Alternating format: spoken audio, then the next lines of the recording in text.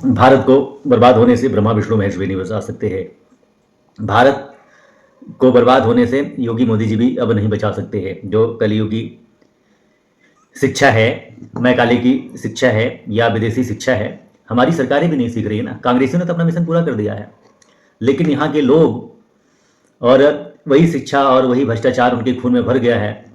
तो ये खून में जो भर गया है वो कभी दूर हो ही नहीं सकता, क्योंकि ब्लड में है ना, जहन में है, शरीर में है, मस्तिष्क में है हमारे, और सोच में भी है। आजकल बहन बेटियां जो कि लव जिहाद के शिकार हो रही हैं, क्यों हो रही हैं? क्योंकि शिक्षा मैकाले की है। बच्चे के मिट्टी के बर्तन के समान होते हैं, बारंबार मैंने बोला है और सदैव बोला है।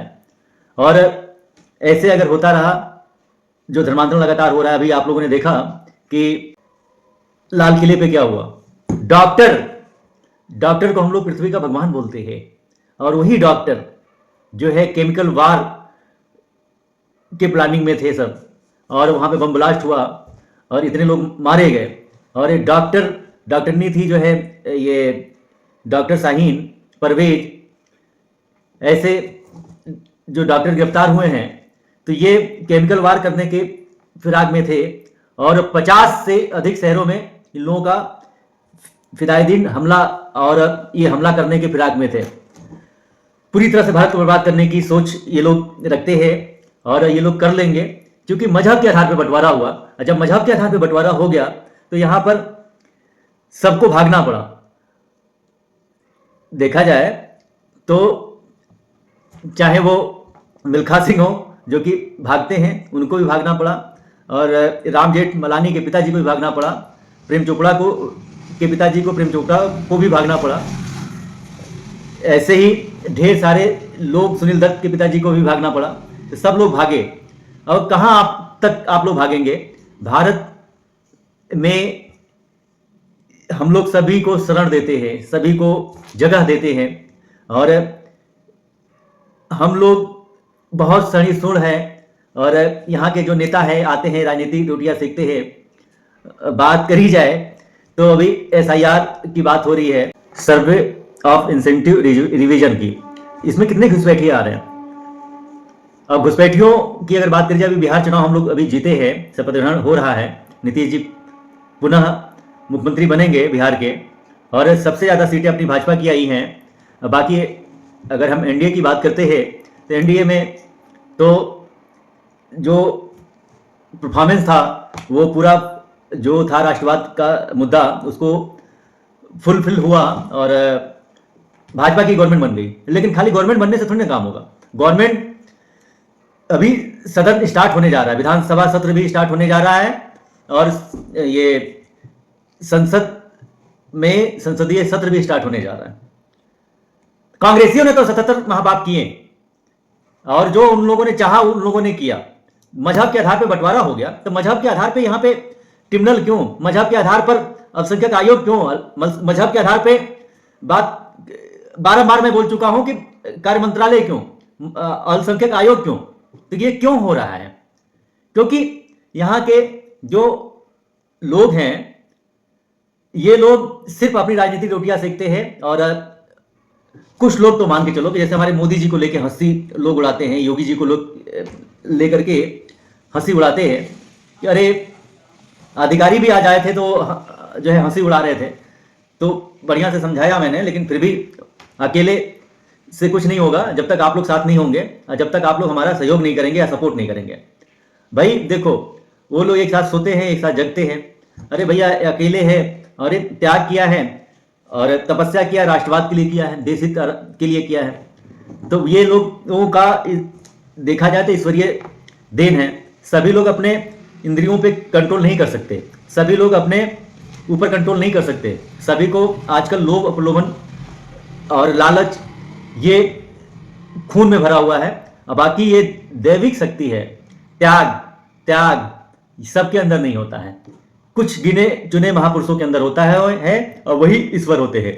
ईश्वर तो सीधा सा मतलब है कि प्रभु राम जी को भी वनवास हुआ था, बल्कि वो राजा बनने वाले थे और सीता माँ रानी बनने वाली थी, लेकिन तुरंत से पहले वनवास हो गया। जो विधाता ने लिख रखा है, जो विधाता ने दे रखा है, वो आपको भोगना पड़ेगा।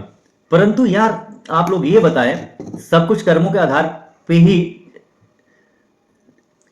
निर्धारित किया गया है, लेकिन हमारे जो सनातन धर्म है ये सहिष्णु इसलिए है, हम लोग किसी को धर्मांतरण के लिए नहीं कहते हैं। सनातन धर्म सिर्फ एक है सनातन धर्म, और इसी में से मौज का हब बन गया मजहब, और इसी में से कई पंथ अलग हुए, जैन, बौद्ध, ईसाई। 14 वर्ष पूर्व ही ये बना है इस्लाम, जो कि मौज का हब है, और जो कन्वर्टेड हिंदू ही हैं, मुसलमान बन चुके हैं, यही लोग खतरा बने हुए हैं।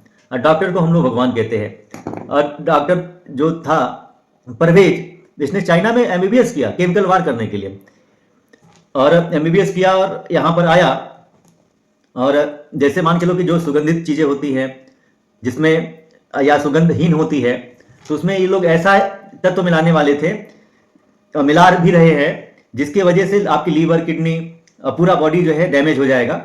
इसका कोई इलाज नहीं है, इसको ब्रह्मा विष्णु महेश भी नहीं बचा सकते हैं। तो ये मान के चलो पैगंबर आतंकवादी, हम लोग कहते थे कि भटका हुआ बिगड़ेल है तो आतंकवादी बन गया, लेकिन सिर्फ इस्लाम में ही ऐसा क्यों होता है? तो इस्लाम में ये है कि सभी के सभी जो इस्लाम में परिवर्तित होते चले जा रहे हैं, वो एक उन लोगों का मौज का हक, और उन लोगों को एक मार्गदर्शन दिया जाता है। मदरसा और मस्जिद में जो जमात बैठती है, जुमे की नमाज होती है, तो उसमें सब सिखाया जाता है, माइंड वॉश किया जाता है। और सब हमारे यहाँ जातियों में लोग बटे हुए हैं, कोई क्षत्रिय है तो कोई ब्राह्मण है, तो कोई जो है वैश्य है, तो कोई शूद्र है। तो ऐसे यही डिवाइड एंड रूल्स जो अंग्रेजों ने अपनाया, हम लोगों के अंदर जो कमी देखी, चाहे मुगलों ने किया, चाहे तुर्किस्तानों ने किया, तो ये उसी का प्रकोप है। और हम लोग जातियों में बटे हुए हैं, कोई सहानुभूति है ही नहीं। आज भी देखा जाए तो अगर कोई अच्छा कार्य कर रहा है तो कोई साथ देने के लिए तैयार नहीं होता है। ऐसे ऐसे दोगले लोग हैं भारत में, जयचंद्र लोग हैं भारत में, इसी वजह से भारत का विघटन होता चला जा रहा है। और रही बात देश हित, राष्ट्र हित के लिए, तो हम तो सदैव कार्य करते रहेंगे, चाहे भले ही हमारी राष्ट्र सेवा में हमारी मृत्यु हो जाए, लेकिन हम सबको जगा के रहेंगे, सबके अंदर वो बीज बो के रहेंगे राष्ट्रवाद की, कि सब लोग उसमें समर्पित हों। और अभी संसद सत्र शुरू हो रहा है, तो उसमें जो भी हमारे लफ्जियात है, 77 महापाप जो किए हैं कांग्रेसियों ने, उसको खत्म करने की जरूरत है। अरे भाई, जब देश का बंटवारा हो गया मजहब के आधार पे, तो मजहब के आधार पे यहाँ पे ट्रिब्यूनल क्यों है? मजहब के आधार पर अल्पसंख्यक आयोग क्यों है? मजहब के आधार पे आपका ये कार्य मंत्रालय क्यों है, या FCRA कानून क्यों है, या पर्सनल लॉ बोर्ड क्यों है?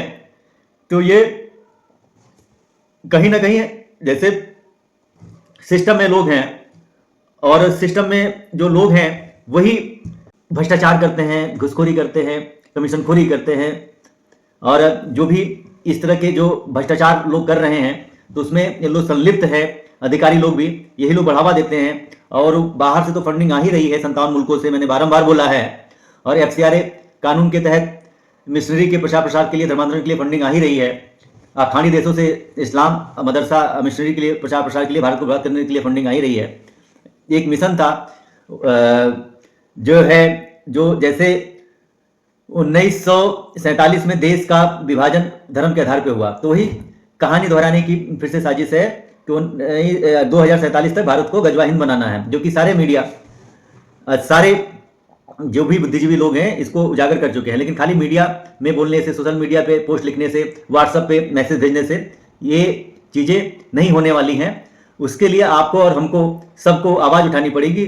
जब तक बच्चा रोता नहीं है, मम्मी भी दूध नहीं पिलाती है। सरकार तो कहती है कि हम और आप आवाज उठावें, तभी हम लोग काम करेंगे और पहल करेंगे।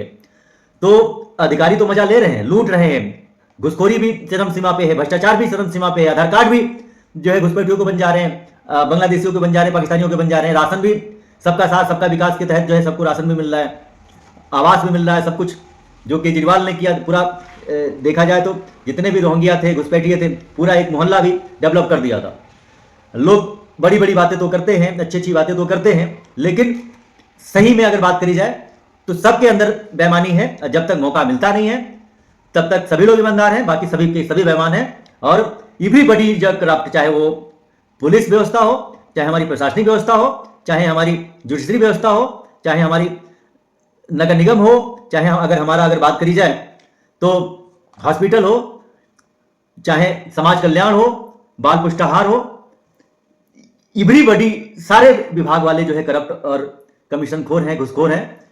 जब तक हमारे यहाँ कानून में बदलाव नहीं होगा, सिस्टम में सुधार नहीं होगा, संविधान में अमेंडमेंट नहीं होंगे, तो भारत पूरी तरह से बर्बाद हो जाएगा। इसको ब्रह्मा विष्णु और महेश भी नहीं बचा सकते हैं। भारत बन जाएगा एक दिन इस्लामिक मुल्क। ये गंदी किताब है कुरान, और यही इसमें जो प्रलोभन लिखे हुए हैं 26 की 26 आयतें, जो कि हमारे यहाँ सभी के सभी ईश्वर अल्लाह तेरे नाम सबको सलमत दे भगवान। और महात्मा गांधी ने सीधा सीधा ये बोला था कि अल्लाह और जो है राम एक ही हैं। अरे अल्लाह राम एक नहीं है। अरे मोहम्मद सल्लल्लाहु अलैहि वसल्लम जो था, एक क्रूर व्यक्ति था, जो उसने जितनी शादियां करी या जितने भी उसने दुराचार करे, जितने भी अत्याचार करे लोगों के ऊपर, उसी को लोग जो है, चूंकि वो सुख सुविधा के लिए क्या करता था, उतने संसाधन थे, करबला कांड भी हुआ, पूरी हिस्ट्री है इसमें। तो जो भी मोहम्मद सल्लल्लाहु अलैहि वसल्लम ने किया, तो वही उसी का परिणाम है कि सभी लोग उसी के कैरेक्टर को अपनाते हैं। और हमने बारंबार बोला है कि जहां वो कम है वो दारुल अमन की बात करते हैं, शांति की बात करते हैं, और जहां वो 20% 25% है वो दारुल हरम की बात करते हैं। दारुल हरम का मतलब होता है युद्ध का घर, मतलब युद्ध की बात करते हैं, जिहाद करो, आतंकवाद करो, जैसे अभी भारत में हो रहा है। पाकिस्तान तुम लोगों ने ले लिया, बांग्लादेश ले लिया, अफगानिस्तान ले लिया। पंडित नंदराम टीकू थे प्रधानमंत्री 1805 ईस्वी में। वो घुसपैठियों को, शरणार्थियों को उन्होंने शरण दिया, रोजी रोटी दिया, खाना पीना दिया, राशन दिया, सब कुछ दिया, लेकिन फिर भी वो अफगानिस्तान बन गया, जो कि रानी गंधारी थी, और महाभारत वहीं पे हुआ था अभी द्वापर काल में। तो वही कहा जाता है कि ये जो भी एशिया है, 25 के 25 देश देखा जाए तो वो पूरी तरह से हस्ती मिट गई, बस्ती भी मिट गई हम लोगों की। हम लोग घमंड करते हैं। तो सीधा सा तात्पर्य यह है कि जब तक अभी भी समय है, अभी शासक अच्छा है, राजा अच्छा है, लेकिन हम लोगों को सपोर्ट करने की जरूरत है और सभी को आवाज उठाने की जरूरत है। अपना स्वार्थ, अपनी निद्रा, अपना जो भी कीमती समय आप लोग काम करिए भाई, रोजी रोज की होती है, व्यवसाय आप लोग करिए, जॉब करिए, बिजनेस करिए, सब कुछ करिए, लेकिन धर्म के लिए, राष्ट्र के लिए थोड़ा सा समय निकालिए। जब तक आप समय नहीं निकालेंगे धर्म के लिए, तो ना ही धर्म रहेगा, ना ही धरती रहेगी, ना ही धर्म से ही धरती है। धरती नहीं रहेगी तो हम लोगों का वजूद क्या है, हम लोग ऑटोमेटिक जो है विनाश हो जाएगा। वो तो कहते हैं हम अपना धर्म, मतलब वो मजहब है, हम अपना मजहब तो छोड़ नहीं सकते, तो वो हम लोगों को समझाते हैं धर्म से धरती है, धर्म से ही हमारा अस्तित्व है। तो सीधा सा तात्पर्य है कि उन लोगों का ये कहना है कि हम ये चीजें कैसे भी करके बर्दाश्त नहीं कर सकते हैं, भारत को इस्लामिक देश बनाएंगे। अगर जैसे मैंने अभी दारुल अमन की बात करी, दारुल हरम की बात करी, दारुल इस्लाम, और दारुल इस्लाम जहां वो लोग फतह हासिल कर लेते हैं, यानी कि 40% 50% हो जाते हैं, तो वो तो कहते हैं कि हम जय लड़के ले लेंगे, हमारे यहाँ लड़के ले लेंगे। रिप्रोडक्शन माइग्रेशन के बारे में आप लोगों ने सुना ही होगा हमारे मुंह से, कन्वर्जन के बारे में सुना होगा। तो ऐसे ही ये लोग 57 मुल्क बना लिए, 57 देश बना लिए जिहादियों का।